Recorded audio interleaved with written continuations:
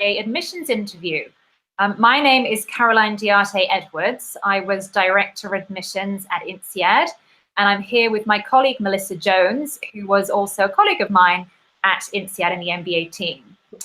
So we're going to talk you through what to expect from the INSEAD admissions process and give you some tips and insider advice on how to handle the interviews. We can move to the next slide. Yeah, we can move on. Thank you, Suvik. And just a few words, first of all, about Fortuna Admissions. So Melissa and I are part of a team of former gatekeepers from top schools. So you see some of the schools where our colleagues have worked on the screen. So we've worked collectively at a range of top schools, both in the US and international MBA programs, and we advise candidates on their applications to the top schools. So for today's discussion, we're going to be talking about how the admissions process works as regards the interview. So what the school is looking for, what the admissions criteria are, and how that relates to the admissions interviews. In that context, we'll talk about the practicalities of the interviews. So what the format is and what to expect. We'll talk about the role of the interviews in the evaluation process. So how the feedback from the interviewers will be taken into account by the admissions committee, and then the impact, therefore, that the interviews have on your chances of admission. We'll talk about the typical questions that come up. So there are some specific areas that the interviewers should address with you that they need to give feedback on to the school. So there are a number of typical questions that you can expect. So we'll run you through those. And then we'll talk about some of the do's and don'ts of handling the interviews. So I'll hand over to Melissa to kick off the discussion on the admissions criteria and what the school is looking for. Sure. Hi, everyone. So yeah, INSEAD is looking at 4 key criteria, and the first being your academic capacity. So they're really looking at your undergraduate degree as well as your GMAT test. So the GMAT, they're looking for you to score in between the 70th, 75th percentile on the quantitative and verbal parts of the exam, and a 6 or higher on the integrated reasoning test. So in last year, I believe their average was around 708, 709, but the range of the score was actually between around 620 and 780. So, you know, a high score doesn't necessarily guarantee admission, and a below average score doesn't mean that you'll be eliminated as well. So they're really looking for a balance. So if you do have a low undergraduate degree, you really want to bump up your score for the GMAT. If you're not so satisfied with your GMAT score, let's say on the quantitative part of the test, but you feel that you really are strong in quantitative skills, you can definitely validate that and justify that in the optional essay questions and mention why you feel that you have these strong quantitative skills. Maybe it's through work that you're doing right now, and then just to mention that you definitely feel that you do have the academic capacity to handle the academic rigor of the program. Thank you, Melissa. So beyond academics, the school will then be looking at your leadership potential. So they'll be looking at your track record in your career so far. So the school is looking for people who are going to be very successful in their future careers after INSEAD, and they take the perspective that past performance is the best predictor of future success. So they will be looking to evaluate your career track. So how fast have you progressed in your career? What achievements do you have to your name? What results have you generated? And so they'll be looking to sort of delve into the detail of your career track. Now, they're not looking for any specific career track. They're looking quite to the contrary to bring together a classroom of people from very diverse backgrounds.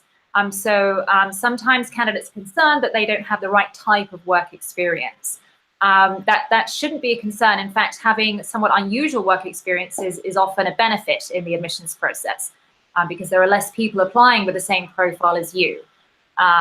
So regardless of the type of work that you're doing, it's important to convey the quality of your work experience and the impact that you've had. And you should convey that through your written application, through your recommendations, through your CV, and then, of course, through the interviews. And that's something that the interviewers will be scrutinizing in detail. And the school really looks to the interviewers to give quite specific feedback on your career path. And that's partly because, INSEAD is a school that has candidates applying from all over the world, from a lot of different countries, a lot of different backgrounds, a lot of different career paths. And it can be very challenging for the admissions team to evaluate a career path if it's not a sector and a country that they are very familiar with. It can be difficult to know, if you're working as an investment banker in Tokyo, what is the how fast is the career path versus the same person who's in an office in New York or London, someone who's an engineer. Career paths can be different, and cultural differences can have an impact on responsibilities that you may be assigned at an early stage in your career. And so the school will be looking to the interviewers to give specific feedback on how rapidly they think you've progressed and how well they think you've done in your career, and looking to the interviewers to use their local knowledge to assess that. Moving on, Melissa, to international motivation. Sure, yeah, so the third criteria that they're looking for is international motivation. So this is if you've worked abroad or you've studied abroad. If you haven't done those kinds of things, maybe you've worked for a multinational, or you have international clients, or perhaps you've even traveled a lot. So those are the kinds of things that you definitely want to highlight in your interview, and particularly, that you do want to pursue a global career. This is the international motivation is so key for INSEAD. They do say they are the business school for the world, and they have over 94 nationalities in the classroom. So highlight this at any point that you can. Absolutely. And then finally, the fourth criterion is fit for INSEAD and ability to contribute. So here, there's multiple dimensions to this. So the school is looking to see if you're the type of student, or you will be the type of student who will be a really active participant in the classroom. And, an MBA program is a very interactive experience. It's not about standing up in the classroom and just listening to the professor and taking notes. There's a lot of discussion. The professors are, much of the time, they're facilitating a discussion between people in the classroom, and are looking to draw on the knowledge and experience of the people in that room for the benefit of the learning experience for everyone. So the admissions committee will be looking to understand, what perspective do you bring to the classroom, and are you someone who's going to enjoy that type of interactive experience and be confident and be able to speak up and share your perspective and be challenged on that, and also, are you someone who can listen well to others and work well in teams? So they'll be looking at evidence of interpersonal skills, communication skills, team working skills. The school will be asking the interviewer whether you are someone that they would like to have as part of the INSEAD community. So they're really looking for the interviewer to give an assessment of your fit with the community. Something that INSEAD's also looking for specifically as part of this fourth dimension of the evaluation is flexibility and adaptability, and that may be somewhat different or given a more heavy emphasis at INSEAD than some other business schools, and that's because it's such a incredibly diverse school, as Melissa said. So you have people coming from all over the world, from a lot of different cultures. There is no dominant culture at INSEAD, and so the school is specifically looking to bring people who have the ability to adapt and to work with people who have a very different background and a very different approach. And that can be challenging. Most likely when you come to INSEAD, you're going to be put together with a group of people who you work with for the first few months. And that's often a very challenging experience, because the school will put that group together with the aim of putting you with people who are least like you. So they'll have a very, very different background, different academic background, different professional background, different cultural background. And that can be wonderful, but it can be incredibly difficult as well sometimes. So they're looking specifically for people who have the ability to adapt that type of challenging environment. As part of ability to contribute, they'll also be looking at not just how you're going to participate in the academic experience, but also how you're going to get involved in the life of the school outside of the classroom. So there's a lot going on outside of the academics. There's a lot of clubs, societies, treks. There's all sorts of social events. And so the school is looking to bring people in who will grasp those opportunities and be active members of the community, perhaps take a leadership role in some dimension. And then also they're hoping that you will carry on being an active member of the community when you graduate. The alumni network is the biggest asset that INSEAD has. And so they're looking to bring in members to the community who will appreciate being part of that network and will be active members of that network following graduation. So the interviewers will be looking at, to assess this, they'll be looking at, as I said, interpersonal skills, soft skills, and then also your extracurriculars to see if you're someone who likes to get involved in other things outside of your day job. Going to the next slide. So how the interview process works. At INSEAD, you don't do any on-campus interviews. You are matched with 2 alumni, and so you do 2 separate interviews, and they take place in the city that you reside in. So generally, you're matched with an alumni that might be more senior, and also one that is graduated just a few years out. And also they try and match you up with someone that has a similar background to yours, and then one that is totally different. But they can't always guarantee this, just because there are over 3,000 alumni that they can choose from in this interview process. There's so much variability. Some people aren't available, so they do their best, the best that they can to try and match you up. So it's up to you to set up these interviews.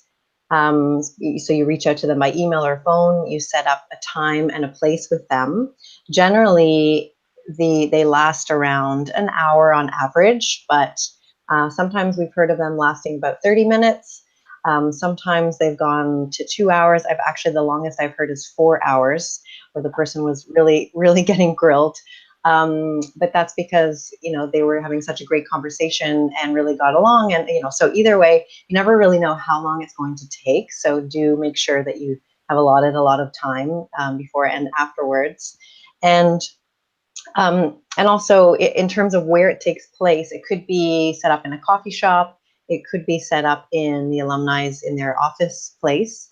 It really depends. There's so much variability on all of the interviews. There's no specific style either. So it could be a very casual conversation or more formal. We see that, or what I've seen personally is that if an alumni is a bit more senior, they might use a more formal approach with a lot of questions, whereas if they are younger, then it might be a little bit more casual.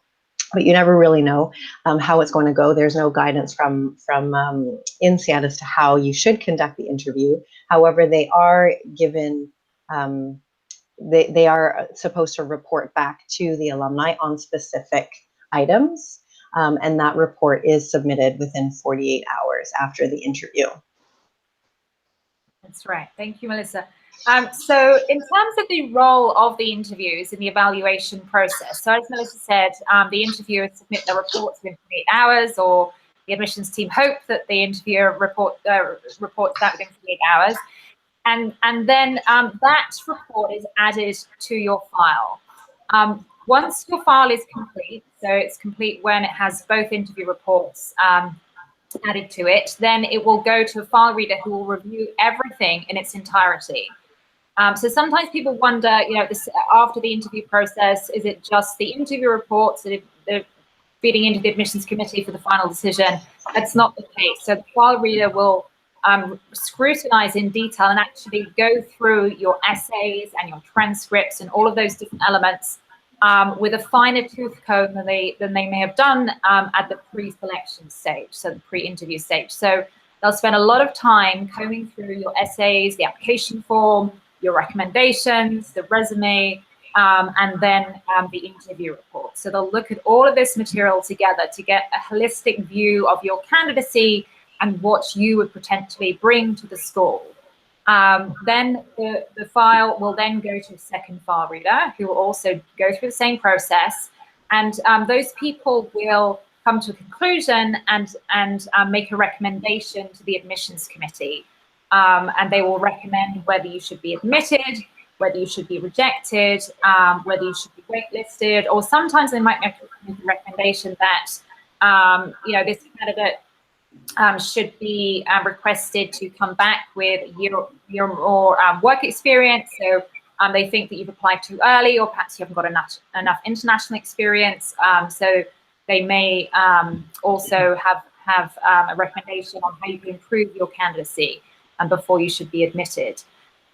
So then your file is presented to the admissions committee with the recommendations of the file readers, and the admissions committee will discuss your file, and then there'll be a vote on the final decision to determine what the decision is on your candidacy. So the interviews are definitely a key component of the evaluation. The admissions committee takes the feedback of the interviewers very seriously, but the interviewers are not the final gatekeepers. So they do not have the final say. It's the admissions committee that has the final say, and the admissions committee will be taking into account the whole of your file, not just the interview. Having said that, if both interviews go badly and the feedback from both interviews is quite negative, then you're not going to get admitted to the school. It can sometimes happen that the interviewers have differing opinions. So sometimes, one interviewer may give you a glowing report, and the other interviewer is less sure about what you bring to the school. And then likely there'll be quite a in-depth discussion about your candidacy at the admissions committee, and then they'll come to a final conclusion. So it is possible to get admitted with, one positive interviewer, one that is less certain about what you bring to the table. Certainly, it's very helpful to your chances if both interviewers give you a strong recommendation. Mm-hmm. Now, I just wanted to add in one thing that's come up before in terms of what language the interview is conducted in. So generally, it's supposed to be in English because they do need to kind of rank you on your communication skills, and because, of course, all the courses are taught in English, so they need to make sure that your proficiency is high enough. But oftentimes, if you are in Germany and your interviewer is German and you're German, it's most likely going to be in German. So do be prepared that it could go either way. If you're not matched up with someone that does speak German, then obviously it would be in English. So yeah, so do be prepared in your own language and in English if English is not your first language. Yeah, absolutely. Okay, so we can move to the next slide. So I'd like to cover some topics that you would get asked about in the interview that are pretty common. So first and foremost, you'll definitely get asked about your career path and your professional experiences and the choices that you made. So this usually comes in the form of the question of, tell me about yourself, walk me through your CV. So this is your opportunity to talk about all of the roles that you've previously had, mentioning your title, companies, your major responsibilities. If possible, it's nice to throw in a major accomplishment if you can do it briefly. And then I would focus a little bit more on your most current role. Mm-hmm. I would definitely practice this. This is kind of your elevator pitch. Practice this to make sure that it's concise and not too lengthy. This is your first impression with them too. So just make sure that you've practiced that over and over and that you nail it down. And next, career goals. So this 100%, this will be asked, what will be your career goals post MBA and in the long term? So this usually comes with, why an MBA? Why are you pursuing an MBA at this moment? And how will this help you to reach your short and long-term goals? So in terms of what to say, the more specific that you can be, the better. So if you can mention specific companies that you're interested in, or even a title or geographic region, then all the better. It's when it's a bit vague that it might not go over so well. So I would just make sure that sometimes I've had candidates come to me and they've really, really been grilled on this. So you just want to make sure that you have a really strong story for what your goals are. And so, as I mentioned earlier, the interview will also be looking to evaluate your extracurriculars. And this is because, the school is looking for candidates who are going to get involved in the life of the school outside of the classroom. And they're looking to see, are you a well-rounded candidate who has interests outside of work and study? I often get asked, so what sort of extracurriculars are they looking for? As with professional experience, there's no particular type of extracurricular that looks better. So, really just follow your passions, and it's good to show that, you've got a track record of involvement in something. So it's not any particular type of activity. It's really about, what have you developed through that and what impact have you had? So perhaps you have got involved in a sport, and you've started coaching, and so you've demonstrated some leadership and coaching and teamwork skills through your involvement in that sport. Or perhaps you've been involved in theatre, and it's been quite an intense teamwork experience over a number of months.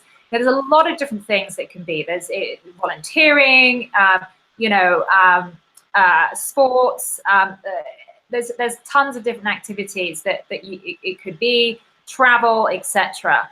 But what they're looking for is a history of engagement. They want to see that it's something that's really genuine, not something that you've just started doing in the last couple of months before the application deadline for purposes of having something to talk about in your INSEAD application. So show that history of engagement, show that passion, show that dedication. And, so much the better if you can demonstrate that you've had some impact or achieved something in your extracurriculars. So, likely in the interview, this will come up as a question about, so what do you like to do in your free time? So that's an opportunity to expand on that. And it's useful for you to know, why are they asking that question, and what is the motivation for understanding that part of your life? Okay, so next, your interviewers will be reporting back to INSEAD on your motivation for the school. So this could come in a couple of forms of questions, such as, why INSEAD? So you really want to come up with 4 to 5 reasons or so, why the school, why compared to other schools. So is it the international network, the alumni association? Is it specific classes, courses, or professors? Is it, access to the Asian market, that you'll take advantage to the Singapore campus, and so on. So whatever is unique to you, definitely show your research here on the school. They'll definitely be able to see that and get a sense of that in the interview. And also they'll ask you, most likely, are you applying to other schools? So it's absolutely fine to be truthful about this. And, they know that you're only human, and, to not put all your eggs in one basket. So it's fine to mention the other schools, but definitely you want to reiterate that INSEAD is your #1 choice, and to once again show that motivation for the school. So another thing that the interview will be looking at is the international experience. And as we mentioned earlier, that's a key component of what the school is looking for, and that's quite different from what many other top schools are looking for, especially the US schools. International experience is nice to bring to the table, but it's by no means essential. With INSEAD, it really is essential to demonstrate that you have an international orientation and that you have a reason for wanting to be part of a very international community. So the interview will be looking to assess, what time you've spent outside of your home country, what experience you've gained from that, what insights you've gained from that, because they'll be thinking about, what other students learn from your international experience, and what will you be able to contribute to discussions about working across borders and so on. And the interview will also be looking to gauge, your international sensitivity as well, and cultural sensitivity, given, as we were saying, that the school is such a melting pot of different cultures. The school's looking for flexibility and the ability to work with people from very different backgrounds. So the interview will be trying to get a sense for that side of you, and whether, cultural sensitivity is something that's important to you. And then just generally, an international orientation. Are you someone who is excited about being part of a very international community? Is that something, is being part of that network something that's really relevant for your future career? Are you looking to, work internationally in the future, or be part of an international organization where having an international network is going to be really relevant for you?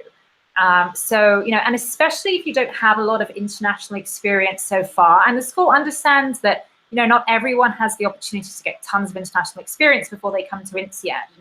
Depending on where you're from and your background, you might not have had a huge amount of international exposure before coming to the school, and the school, understands that. But if that is your case, then you need to really work harder to demonstrate your motivation for being part of that international community, and communicate very strongly how being part of that community is relevant for you in the future. So, if you don't have a ton of international experience, think about how you can convince the interviewer that being part of this incredible international community is something that's going to make such a big difference for you going forward. Okay, so next they will ask specific questions around teamwork and your leadership experience. So going back to one of the criteria that we mentioned, the leadership potential. So here they will often ask about experiences through maybe situational questions, such as, tell me about a time that you worked well in a team and what was the outcome, or tell me about a time that you demonstrated strong leadership. Those kinds of questions. So when you are asked these situational types of questions, you might want to answer with the STAR acronym, which stands for situation, task, action, result. So, tell the interviewer what the situation was in this context, what the task was that you were assigned to, and the action that you took, and then the result, the outcome of that situation, focusing on a positive one, of course. So really, what you want to do is be prepared and have 2 or 3 really strong examples kind of in your back pocket around teamwork and around leadership.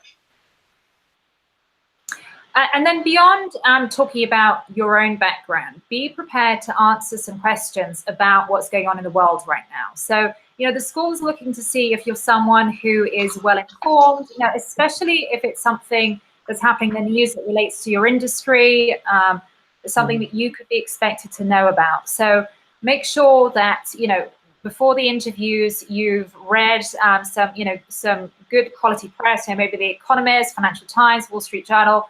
Make sure that you're well informed about what's going on, particularly in the business sector. They might ask a question related to, politics or international affairs, but it's quite likely that you could get a question about, a recent merger in your industry, or some issue with regulation with a company that's in your industry in another country. So just be aware of what's going on in the news, so that you sound well informed. And then also, not just in your sector, but if you're looking to work in a different sector in the future, say, you're working in consumer goods and marketing right now, and you want to go and work in consulting post MBA, then also read up about what is happening in the consulting industry.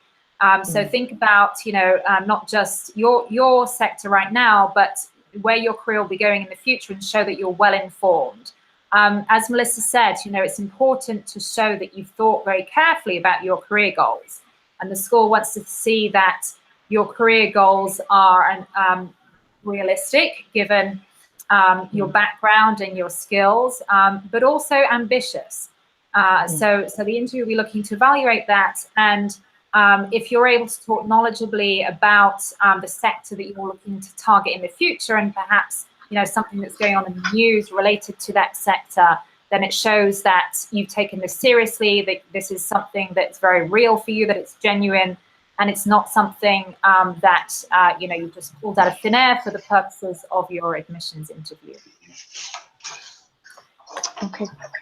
Great. So we just want to end with some final key tips for you. So one of them, first one being, prepare your key messages. So just like a regular job interview, generally you should develop about 3 to 5 key messages and stay on message throughout the interview, despite the questions that you're asked. So your key messages, they're the most important point that you want to get across to your interviewer. So think of, what do you want the interviewer to come away with How do you want them to remember you by? And also, what differentiates yourself from the next candidate?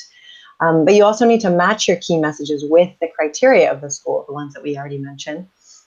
So your key messages address, why you're an excellent candidate for the school.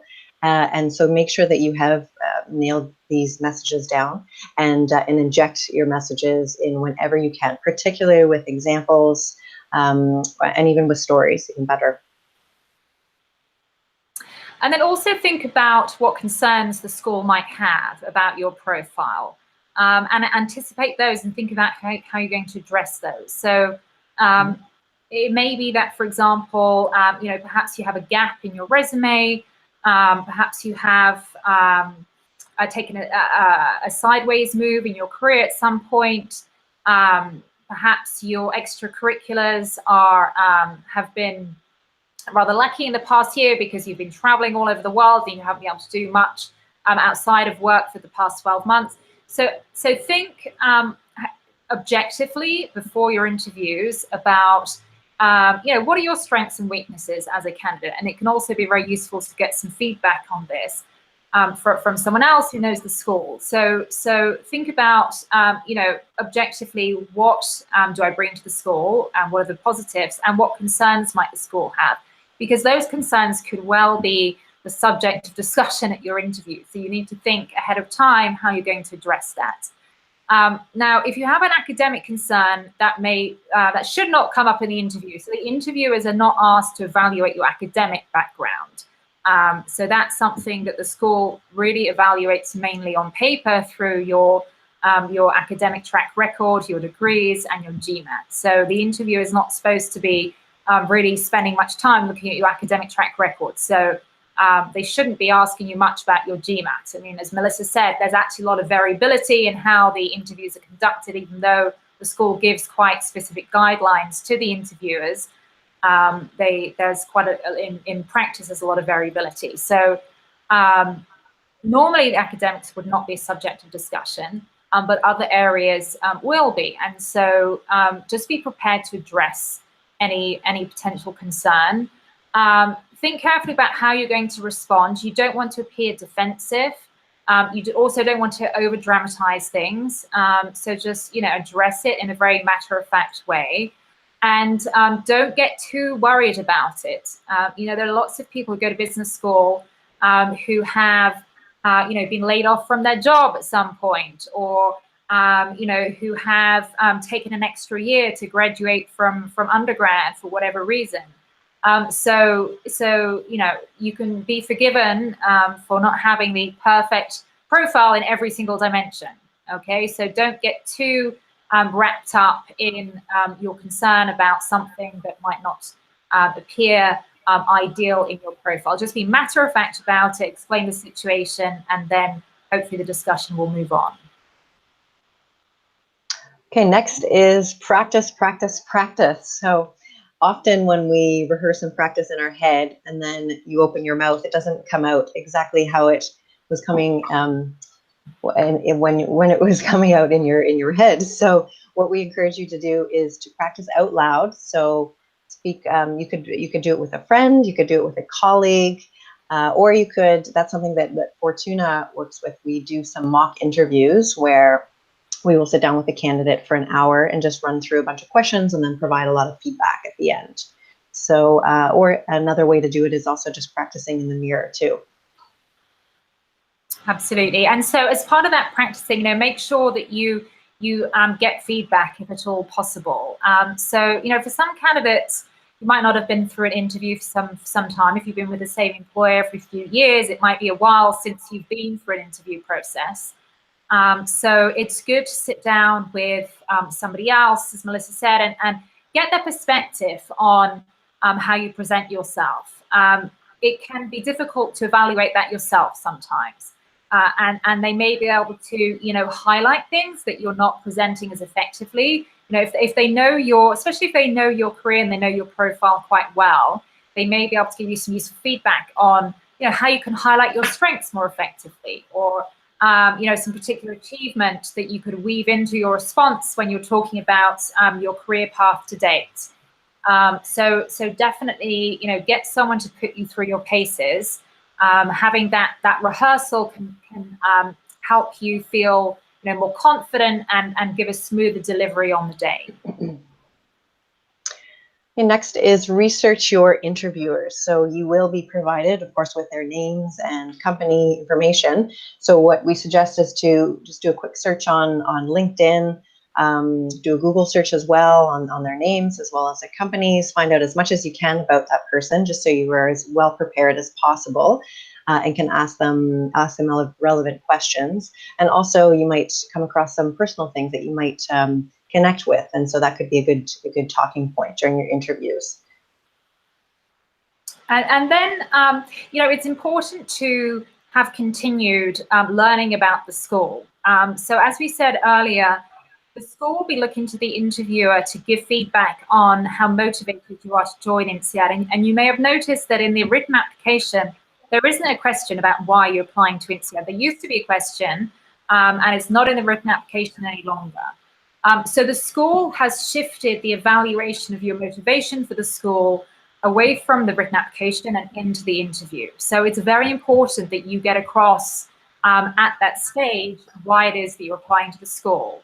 And so the interviewer will ask you about, why you chose an INSEAD. As Melissa said, are you applying to other schools? It's important that you convey that INSEAD is your #1 choice. And they will be looking to understand from you, how have you learned about the school? So they want to see that, you've looked beyond the rankings, you've looked beyond a superficial level, and you've really made the effort to get to know the school. And it may be, ideally, perhaps you visited campus. That's absolutely the best way to get to know any school is to go and visit. But, a lot of people are applying from very many miles away from the school and may not have that opportunity to visit. So if that's the case, try to get to an event. The school does events all over the world every year. So try to attend one of the school's events, and you can meet a member of staff, you can meet alumni. That's a great opportunity to get a first-hand sense for the school. If you can't do that, then the school also regularly does online events. And then, look at your network and figure out, do you have connections somehow to the school community, or do the people that do they have friends or acquaintances who are alumni or current students? So try to figure out a way of building some connections to the school and learning about the school. And so that when you have to articulate your reason for going to INSEAD, you have some interesting things to say that are beyond the obvious things about, it's a top school, it's a 1-year program, it's a very international program. Try to give a bit more detail and show that that motivation is very strong, and it's a decision that you've reflected on very deeply, and you've made a lot of effort to understand what the school is about and how you're going to fit with that community. Next is plan your questions. So just like a job interview, make sure you come in with a handful of questions. We're trying to avoid questions that you can find on the website. So get a little bit more specific with the alumni in terms of how INSEAD impacted their career and what they got out of INSEAD.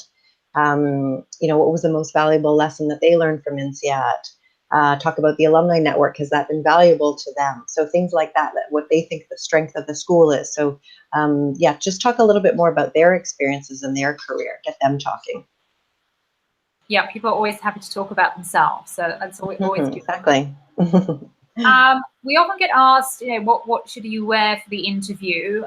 So I would dress appropriately for a business context, for a business meeting. And also, as Melissa said, you research where your interviewer works. So if you're meeting them at the office and, which company they're working at, dress appropriately for that environment. So, I'm here in Silicon Valley. People are pretty relaxed in their attire. If you're interviewing on Wall Street with an investment banker in New York, then you probably want to dress a little bit more formally than if you're interviewing with an INSEAD alum here at Google or Facebook. So think about the context where you're going to be, dress appropriately for that context, and in doubt, err on the side of dressing too smart. It's better to look too smart than too casual. Yes, yeah, agreed. And finally, arrive early. So a lot of people, you may not necessarily know where you're going. You want to leave time for travel. Definitely don't want to be late for it to not make a very good first impression. So enough said, arrive early. Absolutely, yeah. You don't want to be flustered. And then just, make sure that you send a note of thanks afterwards to your interviewer. So, remember that these people are volunteers. They are giving up their time. They are, by definition, very busy people. And so, they are volunteering their time because they love the school and they want to contribute to the school community. And they often really enjoy the interviewing process and feeling part of the admissions process. But they're taking this hour out of their working day. So, acknowledge that at the end of the interview and thank them for their time. And, follow up with a written note afterwards and send them a message, thanking them and showing appreciation for what they shared with you. And, you just want to make sure that you leave a positive impression, especially at the time when they're going to be, working on their feedback that they're sending through to the school. So thank you very much, everybody, for joining us today. I do hope that it's been a useful session. As Melissa said, we do work with candidates applying to INSEAD amongst other top schools. And so, if you're looking for advice on applying to the school, if you have an interview coming up soon and you'd like to do a mock session with a member of our team, we'd be delighted to help you with that. So you can contact us via our website. We have a free consultation form where you can sign up to schedule a time to speak to a member of the Fortuna team, or you can just email us at info@fortunaadmissions.com, and we'd be delighted to hear from you. Thank you very much. Thank you. Bye.